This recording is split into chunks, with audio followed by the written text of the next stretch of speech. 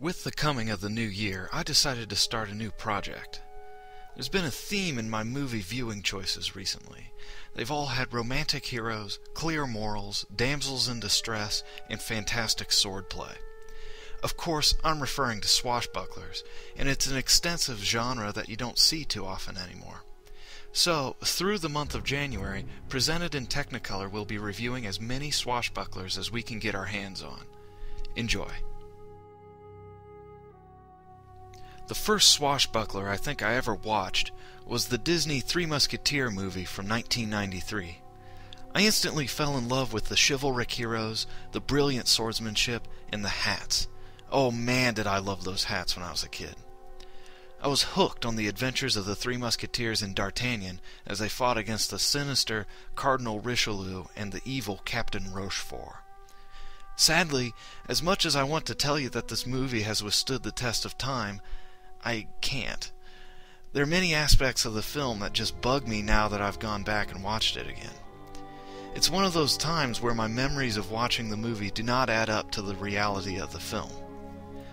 The first big problem with the film is the main protagonists.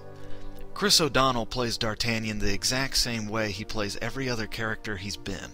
Cocky, smarmy, arrogant, and without any likable qualities whatsoever. I hate every moment he's on screen, and even though I've seen this movie and know how it ends, I still watch hoping beyond hope that maybe one of the Cardinal's guards gets lucky and kills him, so I won't have to watch him anymore. Let me show you what I mean. D'Artagnan's introduction early in the film has him fighting a duel against a character named Gerard because he impugned his sister's honor in some way. They never actually say what he did, but from the context it sounds like he loved her and left her, which is kind of a dick move in the first place. Through the course of the duel, D'Artagnan flees on horseback from Gerard and his three brothers. The chase goes on for a while, and at the end of it all we get this.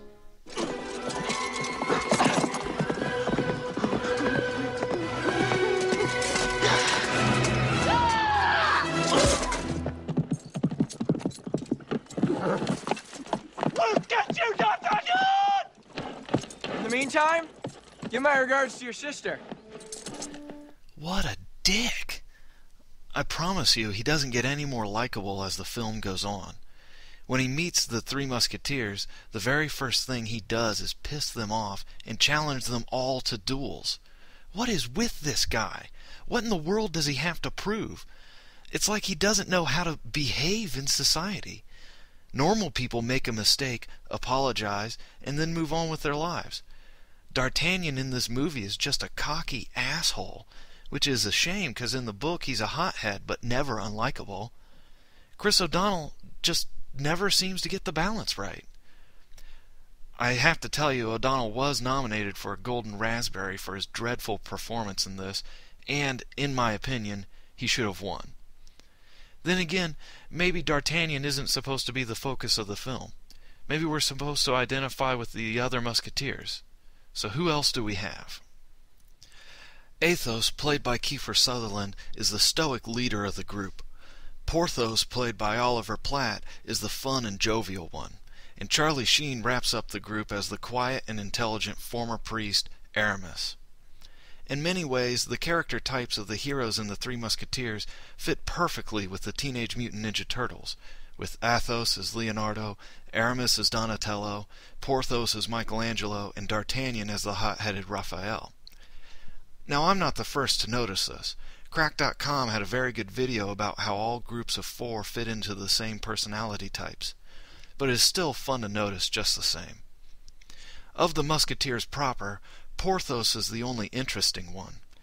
Played perfectly by Platt, he's fun, hilarious, and steals the show whenever he's on screen. The other Musketeers are just boring. Charlie Sheen doesn't fit well as the calm Aramis, and Sutherland seems bored himself when he's on screen. They never seem to match the chemistry they had when they were together in Young Guns, and much of the viewer's time is spent waiting for Porthos to get more screen time. You can clearly tell that Platt was having a blast in the role, and that energy does transfer to the audience somewhat. You come in peacefully and you intend to resist. Oh, don't be so stupid. Of course we intend to resist. Just give us a moment, all right? Aha! Cardinal's sacred snack chamber. Campaign? We're in the middle of a chase, Porthos. You're right. Something red.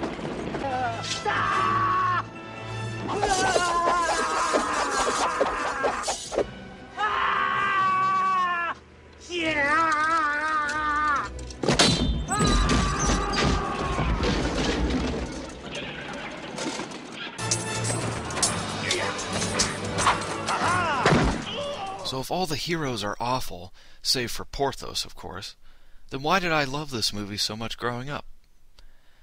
The answer lies in the villains, my friends. Tim Curry is wonderful as Cardinal Richelieu, and seems to battle Platt for the contest of who can have more fun in their role. With the Queen by his side. I would rather die. That can be arranged! You, of all people, should know that the Cardinal does not answer to the laws of men. And you'll answer to God.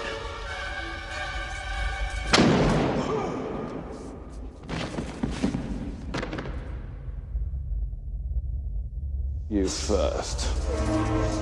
The chief of the Cardinal's guards is the delightfully evil Captain Rochefort, who also happens to be a former musketeer himself, as well as the man who murdered D'Artagnan's father. The character is played by Michael Wincott, who wouldn't stand out if not for his incredibly awesome voice. Ah, pathetic. Killed by the same man that killed his father. Now that we're past the characters, what is it that every swashbuckler needs? Sword fighting, of course. There are a couple of very cool-looking sword fights in this movie, but with the problems in the script and in the acting, it all comes out feeling hollow. What's more is that everything seems cliched in the fighting. I mean, really, how often can one person leap over a swinging sword?